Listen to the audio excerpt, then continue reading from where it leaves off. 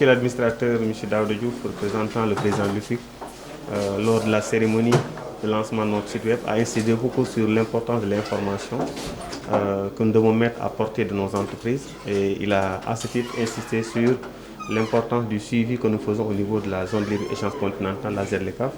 Donc ce qu'il faut comprendre, c'est que l'UPIC, en tant qu'entité représentant donc, des opérateurs économiques, est partie prenante de ces négociations. Donc il y a eu ce qu'on a appelé la première phase de négociation relativement au commerce des marchandises. Et le rôle que l'UPIC a joué, c'est de pouvoir effectivement porter de l'information, les préoccupations de nos entreprises en termes de défense des intérêts économiques pour que justement les négociateurs à travers l'État du Sénégal et qui mandate le ministère en charge du commerce puissent valablement porter ça. Ce qu'il faut comprendre, c'est que la zone libre-échange continentale regroupe quand même beaucoup de communautés économiques régionales. La nôtre étant la CEDEAO, il y en a d'autres communautés économiques régionales qui vont donc devoir converger leurs intérêts économiquement parlant. Donc d'où l'intérêt pour l'UPIC d'être proactive, comme l'a dit M. l'administrateur, mais surtout de pouvoir produire de la matière. Quand je dis de la matière, c'est de voir un peu l'état des lieux par rapport à notre position stratégique sur l'assaut des marchés sous-régionaux et continentaux et de pouvoir justement se positionner. Parce que qui dit négociation, donc dit des compromis. Donc voilà, nous avons fait l'état des lieux de nos forces et de nos faiblesses et l'UPIC a été quand même, en tout cas, l'un des maillons importants pour asseoir une force de proposition du Sénégal par rapport à ces négociations ZLECAf. Et nous poursuivons, donc nous venons d'achever la première phase relativement au commerce des marchandises. Nous allons entamer la deuxième phase qui sera relativement beaucoup plus longue, mais qui portera sur les questions de l'innovation, de l'investissement, sur les questions donc, des infrastructures, donc, que nous devons également suivre avec intérêt, toujours au profit de nos entreprises. Je voudrais, avec votre permission, peut-être souligner un point important, parce que nous avons au niveau de l'UPIC un tissu assez important d'industriels.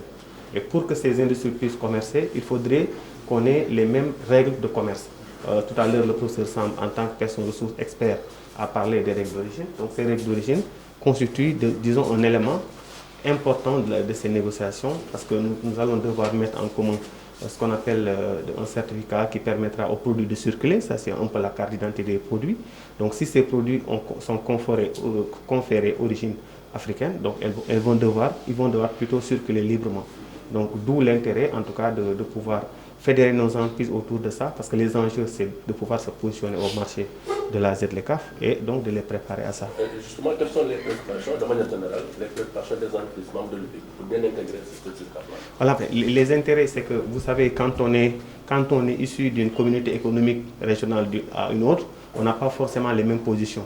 Aujourd'hui, vous avez ce qu'on appelle des pays émergents qui sont au niveau de l'Afrique, qui chercheraient peut-être à pouvoir avoir ce qu'on appelle une intégration chaîne de valeur, c'est-à-dire de la production agricole à la transformation, que toutes les matières soient issues, en tout cas du continent.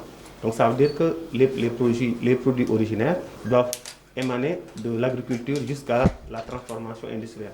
Mais il faut aussi qu'on se rende compte, à l'évidence, qu'on n'a pas un continent qui est économiquement intégré du point de vue de la disponibilité de la matière première et des possibilités de transformation des produits à l'échelle industrielle. Donc, quand je prends aujourd'hui les minoteries, nous importons du blé. Les statistiques douanières montrent que ce blé qui est importé, c'est quand même importé des pays tiers, qui ne sont pas de l'Afrique. Si aujourd'hui on devait rompre cette chaîne d'importation, on va mettre les entreprises en difficulté.